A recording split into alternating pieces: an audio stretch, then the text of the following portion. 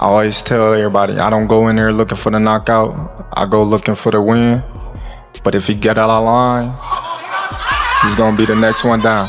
Terence Crawford, he has definitely gone under the radar. 4-weight world champion, 41-0, 31 knockouts. A southpaw who's got IQ and speed and craft. I think it's a fabulously interesting matchup.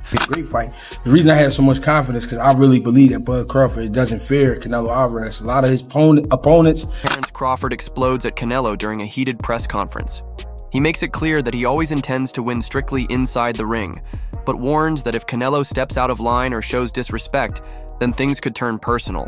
Crawford's fiery words display his intensity and determination, showing that he is ready for the fight both mentally and physically, leaving no doubt about his confidence. You a there is stuff. You a See, you a you hold talking to let Aaron you a because you keep talking like you doing all that talking.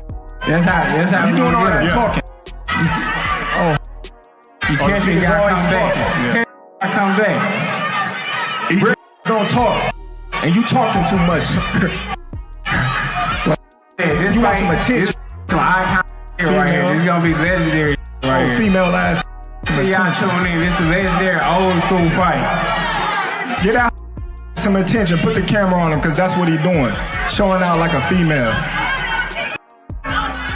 Let him finish, bud. Go ahead, EJ. Yeah, Greg Hackett has been vocal about Terence Crawford's ability to overcome Canelo Alvarez, a belief rooted in Crawford's fearless nature inside and outside the ring.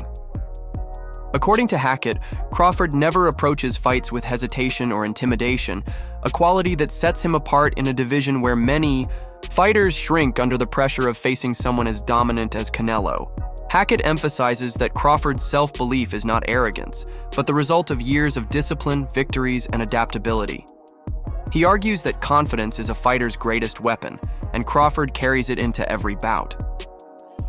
Facing Canelo, widely regarded as one of boxing's pound-for-pound best, demands mental resilience, and Hackett is convinced Crawford has it in abundance. For him, this matchup is not an uphill struggle for Crawford, but another chance to prove that he thrives when the stakes are highest. They taking Crawford. You got people that was taking Crawford. They taking Canelo. Yeah. What do you make of it? It should be that way because we talking about a great fight here. We talking about two great athletes. So when it's like this, it's better for the betting. You know what I mean? All the people that like to bet, it's better for them. You know what I mean? Because nobody knows where the money gonna land. The reason I have so much confidence in this fight, you know, thinking that it's gonna be a great fight. The reason I have so much confidence because I really believe that Bud Crawford doesn't fear Canelo Alvarez. A lot of his opponents in the past were nervous, scared from the beginning. I don't think Bud feel that way at all. I think we gonna get a good rumble on our hands. You know what I mean? It's just gonna come down to the big question for Bud is, can he take the shot? You know what I'm saying? The question I think for Canelo is, does he get old? I say that for a reason. It's he got a lot of fights, bro. He got, I think he going on almost 70 fights. You know what I'm saying? Or he a little bit under 70. That's a lot of fights for current time. You know what I'm saying? And Bud got a lot of gas still left, but he's older as well. You know what I mean? A lot of people would like to give him shit for not being able to take a shot, or not that he didn't take the shot, but getting buzzed with some shots at lower weight classes. So it's like, how can he handle himself at 168 pounds? But you have to understand the physical to understand how. You know what I mean? I'm not about to get into all of that, but you know what I mean? I do understand he will be a lot more sturdy at 68. I mean, if you smart, you've seen it at 47 versus Earl Spence. Adam Smith, a highly respected voice in boxing commentary, describes the potential showdown between Terence Crawford and Canelo Alvarez as a monumental step up for Crawford, but one that remains winnable. He highlights Crawford's exceptional boxing IQ, noting his ability to adapt quickly to opponents and exploit weaknesses with surgical precision. Smith emphasizes that Crawford's speed could prove decisive, especially against Canelo's defensive style, which at times leaves openings a sharp, intelligent fighter can capitalize on. In his view, the fight would likely be decided on points, with Crawford's capacity to outthink and outmaneuver Canelo over 12 rounds becoming the deciding factor. Smith praises the matchup as one of the most thrilling contests boxing could offer in recent years, with both men pushing each other to their physical and mental limits. For him, a Crawford victory on points is not far-fetched, but rather a testament to how boxing rewards skill, strategy, and intelligence. September the 13th, it's billed as fight of the century. I do feel as though this one, for such an unbelievably good fight, the prospect of, it has gone under the radar a bit. We've spoken more about fights that are not even... No, but you back Ben, how much you spoke about? No, I love that fight. Though. Yeah, but compared to these two guys... Yeah, but that's in Britain, that's prime time here, it's the football casuals. I think the problem with this fight is it is just a fabulous boxing matchup and one with all sorts of curiosity between two superstars. The Ring magazine's dedicated the entire magazine, but this is boxing, it's hardcore boxing. I think Canelo is known. I think Canelo, obviously the Mexican machismo that holds all the super middleweight titles, nearly 70-odd fights. He's been phenomenal. I think he's 35 now. But for Terence Crawford, he has definitely gone under the radar. 4-weight world champion, 41-0, 31 knockouts. A southpaw who's got IQ and speed and craft.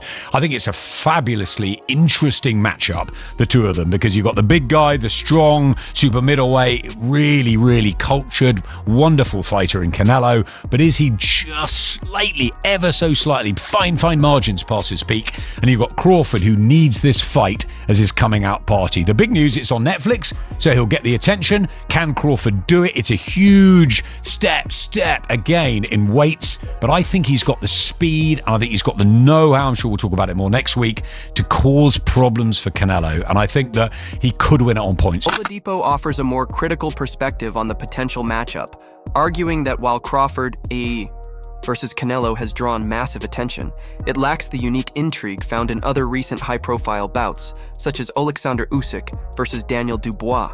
According to Oladipo, the fight doesn't carry the same balance of competitiveness and suspense, largely due to the natural weight difference and the widespread expectations that lean heavily in Canelo's favor.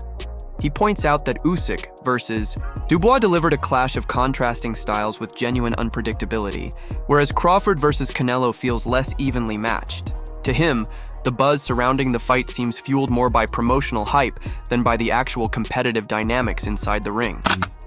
Like, you know, it's been billed as the biggest fight of the century. Some are saying the biggest fight of all time. Let's calm down, people.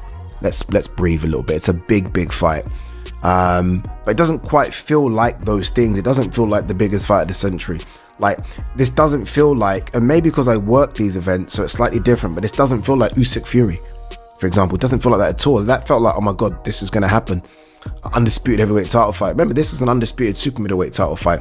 It just feels a bit lacking of something. Like, I can't believe that Max Kellerman is now part of this. And again, for nostalgia, we haven't got a Max Kellerman face-off. Like, how Canelo speaks great English now. How we haven't got that?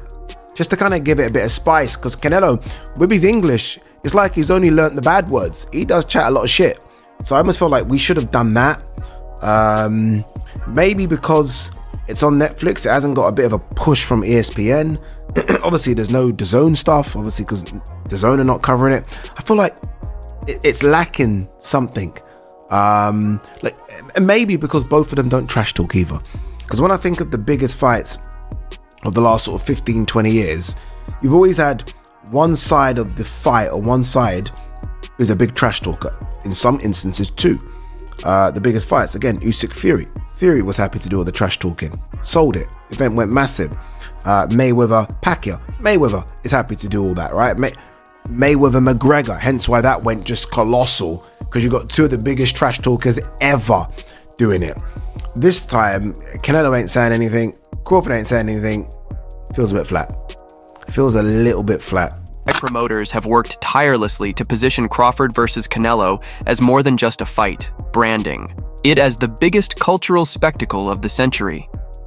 By tapping into a global audience, they've managed to generate excitement well beyond the traditional boxing community.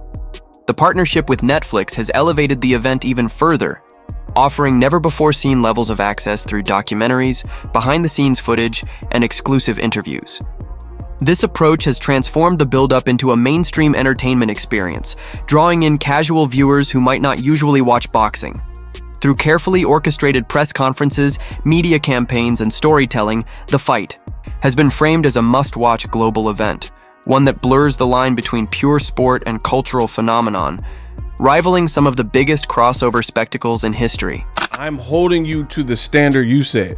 They're tagging this the fight of the century, colossal, super fight, Netflix, Dana White, right? So now we got to look at it. You can't tell me something. See, I'm not the type of person where you could pee on my leg and tell me it's raining.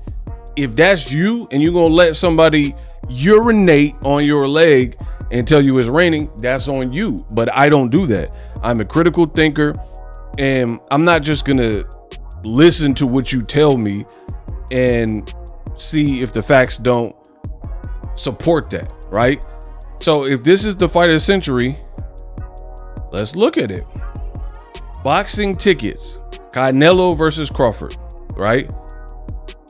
Since August 29th, tickets listed, $2,566 value, $7 million plus worth of tickets.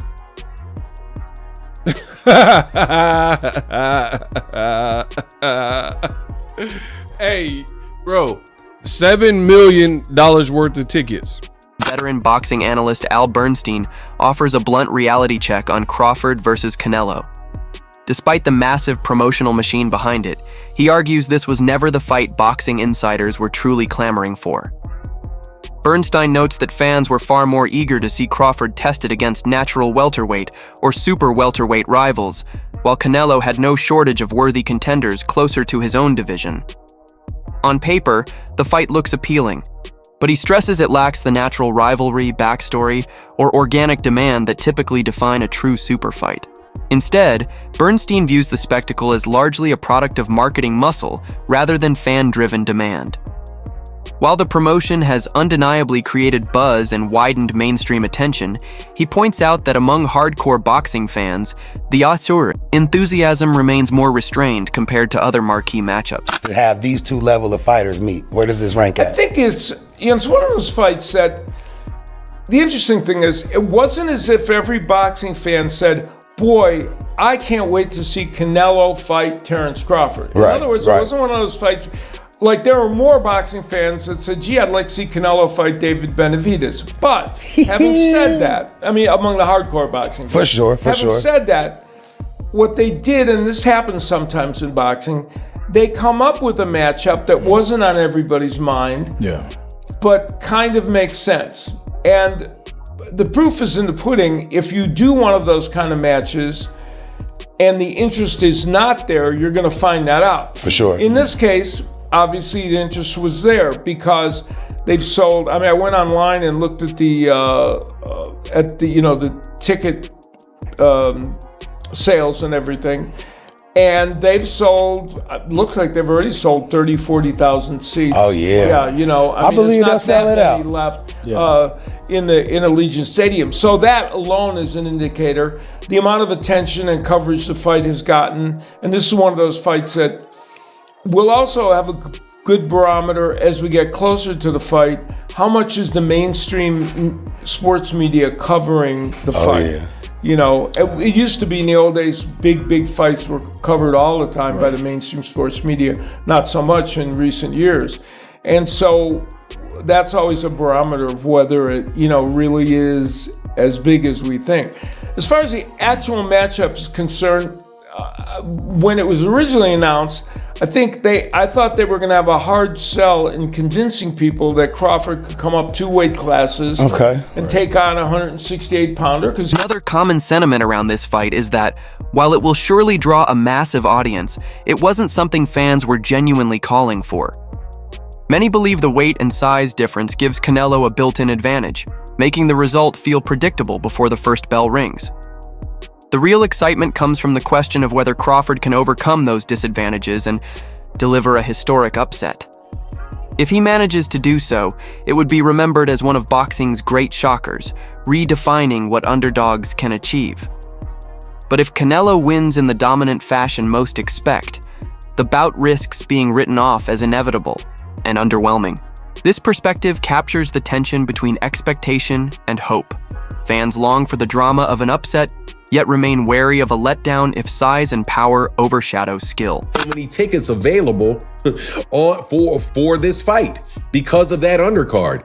This promotion has been just, it's very interesting, man. Number one, there's no real reason for this fight to take place. Terence Crawford and Canelo. Nobody was asking for the fight. There's no natural connection between the two fighters. There's just two names that people think are on the top of a hypothetical list called the pound for pound list that many people act as if it's real. So they're two top pound for pound people, and they put them together and think this makes some big magic match. It may be a magic match once they get in the ring if Terence Crawford can overcome Canelo Alvarez. It's got a real potential for that. But what happens if the fight winds up just being what more than likely it'll be, which is Terence Crawford trying to get away from the bigger, stronger Canelo Alvarez? Because again, he's jumping so many weight classes. That's the gimmick. That jumping the weight class is the gimmick that is supposed to be attracting people to this fight. Gimmicks are not gonna pull it. And you can't tell me of the people. Now, there's gonna be many people in the stadium. People go to the fight for sure. There are gonna be people out there for that event. But you can't tell me that that particular event with the fights that they have on that card is going to be some memorable night of boxing, other than maybe it taking place in the main event. You have people. Many of these fighters are not from the United States. As I look from them, I would have to go out and see in the United States how many fighters from the United States do they actually have. Right? Reports of Terence Crawford's transformation at 175 pounds have left fans and analysts stunned. Far above his natural fighting weight, Crawford has shown up looking shredded, with thicker shoulders, a stronger neck, and sharper muscle definition. Rather than appearing undersized, he now projects the physique of a fighter built to withstand a physically imposing opponent like Canelo. His camp's investment in strength and conditioning clearly emphasizes adding power without losing the speed and agility that make him dangerous. For many fans, seeing Crawford bulked up while still looking sharp is a reassurance, proof that he isn't stepping in overmatched, but fully prepared. This new, more intimidating version of Crawford has reignited debates. Will Canelo's size still hold the edge, or has Crawford's transformation leveled the playing field? Terence Bud Crawford is absolutely ripped, absolutely shredded. What looks to be about 175. Now he fights next Saturday, a week out from the fight. It's a week out from the weigh-in, so I'm sure that you look at Terence Bud Crawford right there, and you see he is absolutely shredded right there. And this is a week before the weigh-in, right? So I'm pretty sure he's probably weighing about 174, something of that magnitude, maybe about 173. 175 is probably the max he is at one right now, because obviously the weight is at 168. And he's a week out. So he might be around 173, drop 5 pounds next Friday for the weigh-in, right? So Terence Crawford, as I showed you guys, is training and putting a mass in his shoulders and in his legs. As you can see here, once again, right? He hasn't gained a lot of muscle mass except in his shoulders. Okay, when you look at Terence Crawford in previous fights, previous weigh-ins, his arms look pretty much the same. His neck and his shoulders is where you can see a clear difference from fights in the past, right? When you look at his midsection, his core, right, you can see the water weight, right? So right now, it's going to look like his midsection, his core is going to look bigger than what it actually is. Canelo Alvarez's pedigree is unmatched in today's boxing landscape. Having turned professional at only 15, he's carried decades of hard-earned experience into the ring, facing and defeating some of the sport's biggest names. Unlike fighters who rely on raw talent alone, Canelo is polished in every department. His jab remains one of the sharpest in boxing, his chin has absorbed shots from elite punchers, and his tactical adjustments mid-fight often swing momentum in his favor.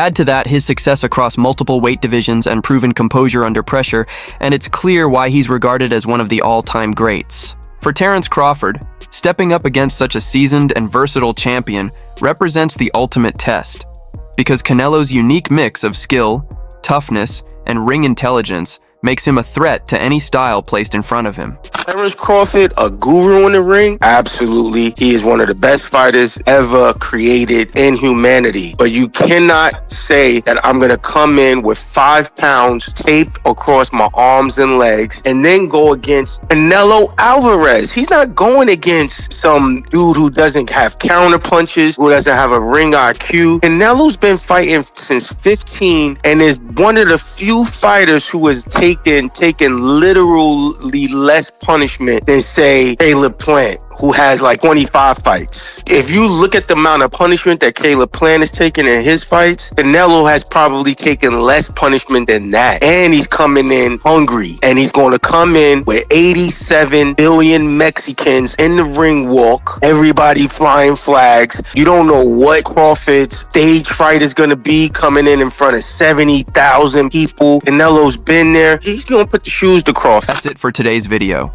Stay tuned.